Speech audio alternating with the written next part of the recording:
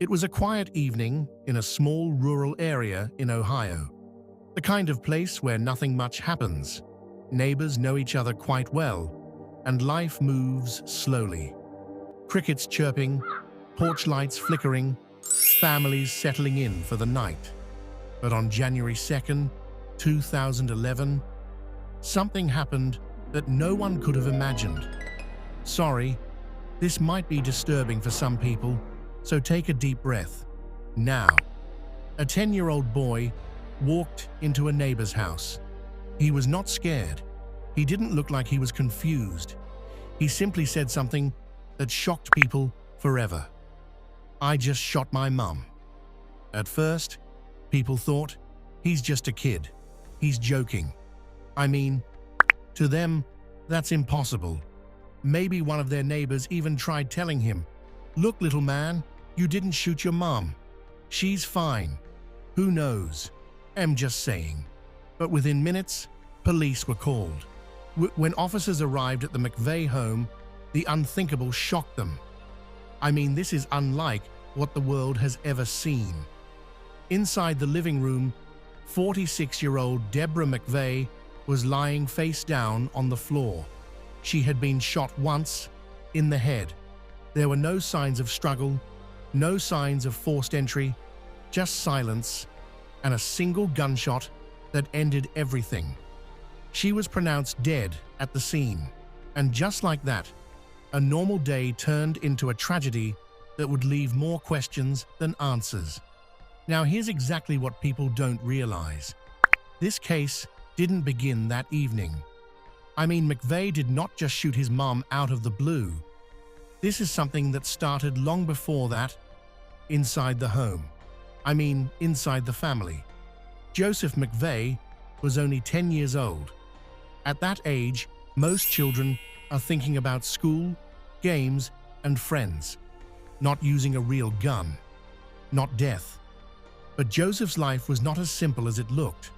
From the outside, the McVeigh family seemed like any other: a mother, a father, children. But inside the home, things were different. There had been tension, arguments, and instability. Joseph's parents had separated just weeks before the incident. That kind of change can be confusing for a child. It can create anger, fear, and frustration that they don't know how to handle.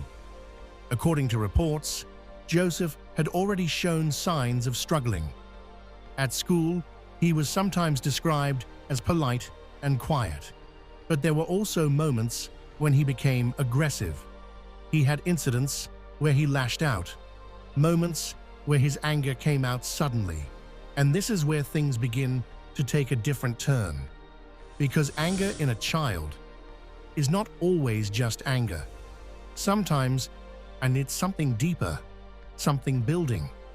Child psychologists point out that when children experience major family disruptions, like separation or divorce, they often lack the emotional vocabulary to express what they're feeling.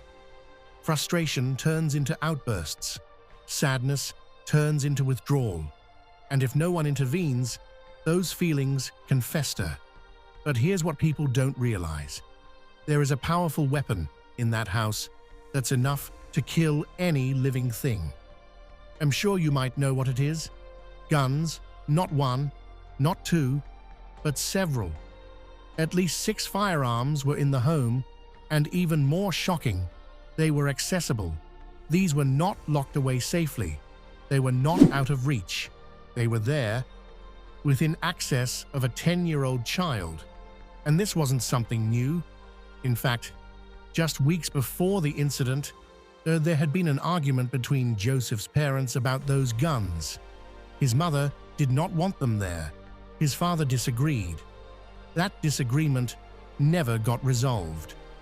And now, looking back, it becomes impossible to ignore. Because this case shows a bigger pattern. When access meets emotion, things can escalate very quickly. According to the Giffords Law Center, in households where firearms are stored unsafely, the risk of unintentional shootings and child-involved incidents increases dramatically.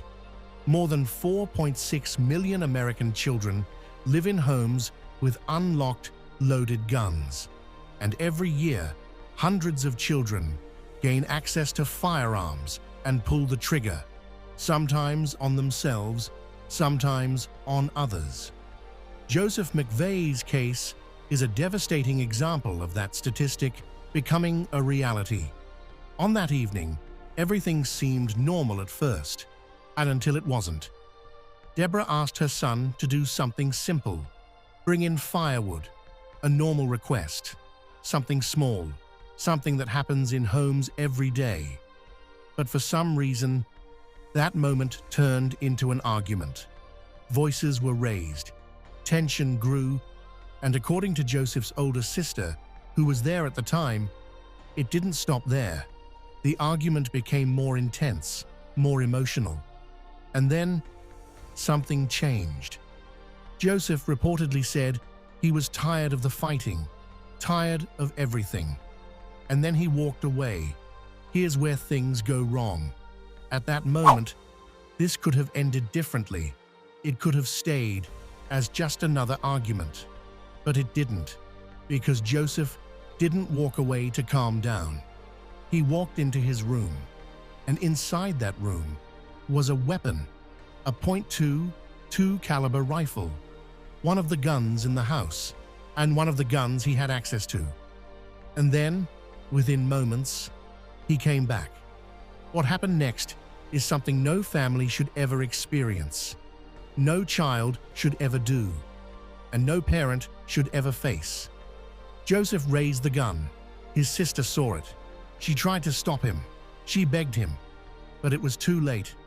A single shot was fired. And just like that, everything changed forever.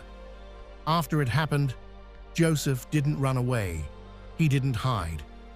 Instead, he walked to a neighbor's house and told them what he had done. He asked for help. He asked for an ambulance. He asked for the police. And in the background of the 911 call, his voice could be heard, repeating the same words: "I shot my mom." That 911 recording, though never publicly released in full, has been described by those who heard it as hauntingly calm. A child's voice, matter of fact, and as if he were reporting a broken window, not a life taken. When officers arrived at the McVeigh home, they found Deborah's body. The .22 caliber rifle was recovered nearby. Joseph was taken into custody, and a small Ohio community was left in shock. When the case went to court, Joseph was charged as a juvenile, which means the law saw him not just as someone who committed a crime, but as a child who may not fully understand his actions. If convicted, he could remain in custody until he turned 21. But even that process became complicated, because when psychologists evaluated him, they came to a surprising conclusion. Joseph was not mentally fit to stand trial. He struggled with anxiety, depression, learning difficulties, and most importantly, he struggled to even talk about what happened. This is where things get even more complex, because now the question is no longer just, what did he do? But also, why did it happen? Was it anger? Was it confusion? Was it something deeper? Or was it a combination of everything? Court documents and news reports from the time indicate that Joseph's defense team argued that he did not understand the consequences of his actions.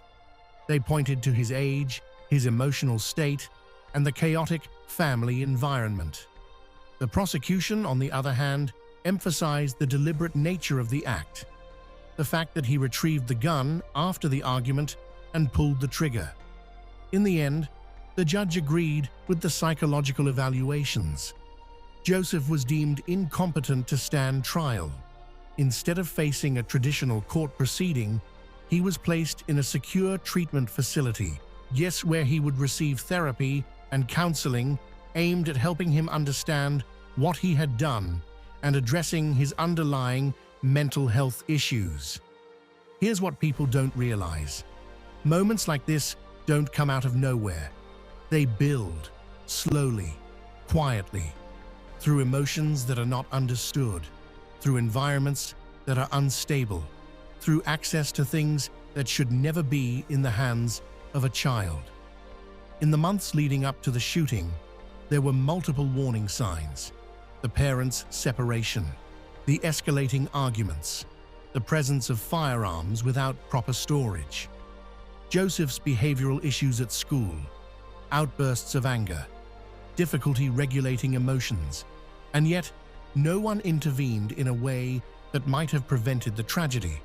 This raises difficult questions. Could the school have done more? Could family members have pushed harder for counseling? Could the father have locked away the guns despite the disagreement with Deborah? We'll never know the full answer.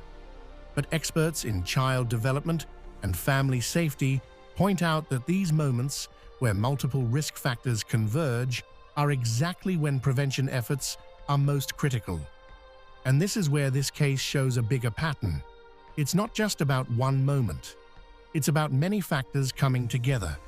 A child dealing with emotional stress, a home with conflict and instability, warning signs that were noticed but not fully addressed, and access to something dangerous. When all of these things exist in the same space, the outcome can be unpredictable and sometimes tragic. This case mirrors other child-involved shootings across the United States. In 2000, 6-year-old Kayla Rowland brought a gun to school and shot a classmate. In 2013, a 5-year-old in Kentucky accidentally shot his 2-year-old sister with a rifle he'd been given as a gift.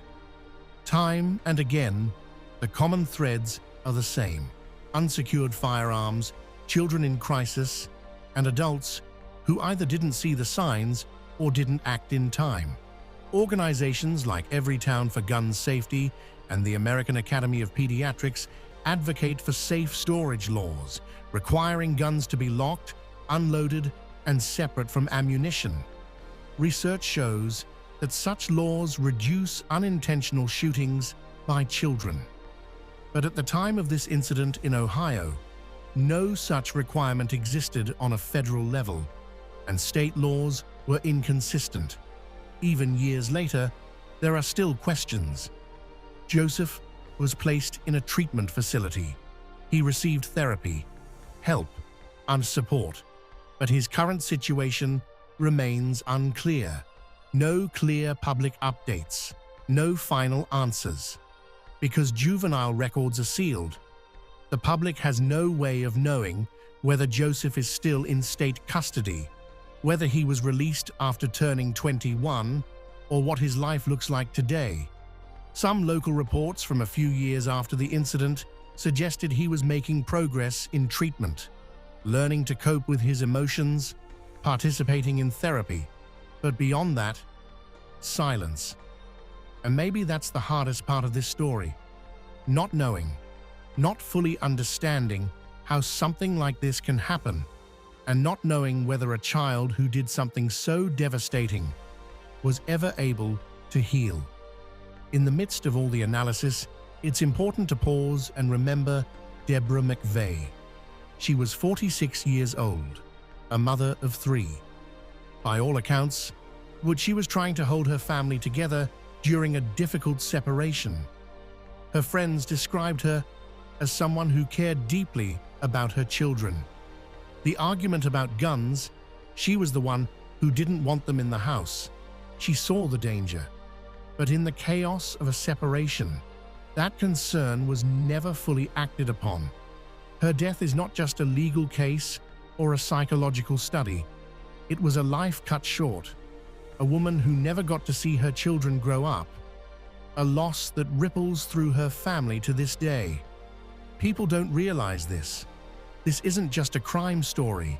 It's a warning, a reminder that some dangers don't look obvious. They don't always come from outside. Sometimes they are inside the home, hidden in everyday life. Because at the center of this story is not just a tragedy, it's a child, a mother, and in a moment that changed everything, forever. So the real question is not just what happened. The real question is, could this have been prevented? If the guns had been locked away, yes.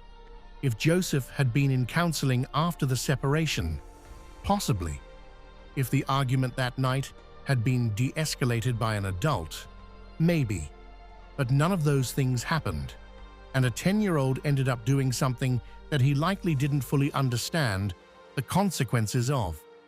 Something that would haunt him and everyone who knew the family for the rest of their lives. Only time may give some answers.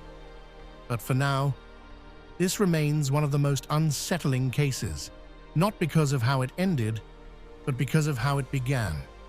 In a quiet house in rural Ohio, with a simple request to bring in firewood, and a child who had too much anger, too few coping skills, and too easy access to a loaded gun.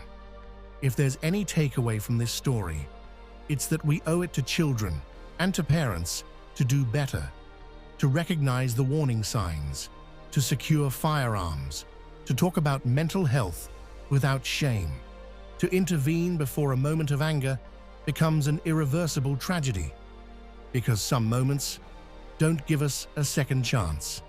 Remember to subscribe to this channel for more future videos.